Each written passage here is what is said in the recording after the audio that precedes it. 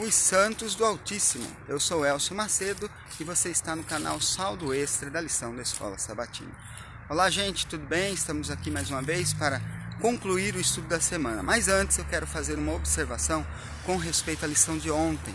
Talvez você deva ter notado, eu fiz um assunto falando da vinda do Filho do Homem, fazendo um paralelo contrassensual a um império que se acha no lugar de Deus, que usa o nome de Deus achando que vai dominar o mundo para sempre, que era a ponta pequena. Contrassenso a isso, o verdadeiro representante de Deus, e que é o próprio Deus, é que vai estabelecer o seu reino para sempre. E então eu fiz o paralelo, que aquele reino sobe do mar, vem dos mundos terrenos, e esse reino de Deus, ele não sobe do mar, ele vem dos céus, e ele vai estabelecer o seu reino eterno.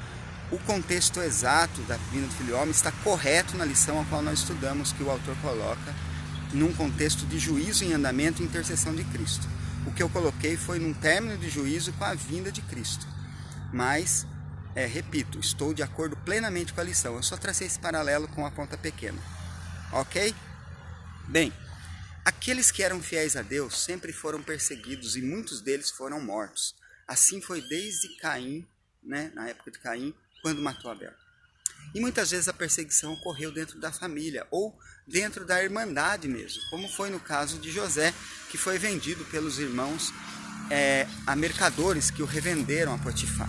Dentro do povo de Deus também havia perseguição vinda de fora e de dentro.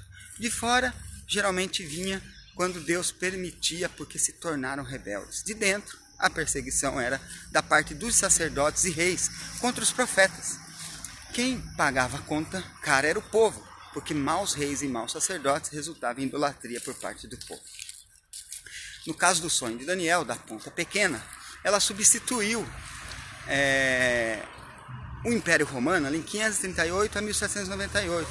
Seu poder parou de dominar antes dessa data, porque o tempo foi abreviado por Deus, os 1260 anos. Antes da ação da ponta pequena, o próprio Império Romano fez muitas perseguições. Para antever nosso futuro, primeiro, é necessário nos compreender o nosso passado. A perseguição, como temos visto, nunca se afastou da igreja.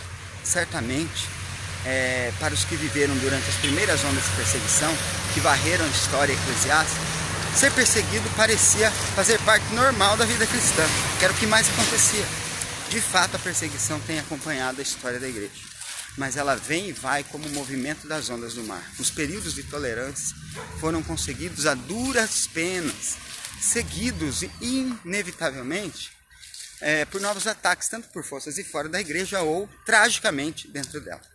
Nós, no Ocidente, no início do terceiro milênio, temos desfrutado de um longo período de liberdade religiosa. A história, no entanto, nos ensina que não há garantia de que essa liberdade continue. Depois de 538, quando o sistema papal ganhou poder e ganhava cada vez mais, a perseguição foi de cristãos contra cristãos. Ou melhor, de cristãos paganizados contra cristãos fiéis a Jesus, conforme os seus ensinamentos e conforme a Bíblia. Mas as perseguições resultavam em quê? Deveriam ter, em algum momento, acabado com os cristãos genuínos. Porém, não foi isso que aconteceu. Nulos foram os esforços de Satanás para destruir pela violência a igreja de Cristo. O grande conflito em que os discípulos de Jesus rendiam a vida não cessava quando esses fiéis porta-estandartes tombavam em seus postos. Com a derrota venciam, os obreiros de Deus eram mortos, mas a sua obra ia avante com firmeza. O evangelho continuava a espalhar-se e o número de seus aderentes a aumentar. Penetrou em regiões que eram inacessíveis, mesmo as águias romanas. Disse um cristão contendendo com os governadores pagãos que estavam a impulsionar a perseguição: podeis matar-nos, torturar-nos, condenar-nos. Vossa injustiça é prova de que somos inocentes. Tampouco vossa crueldade vos aproveitará.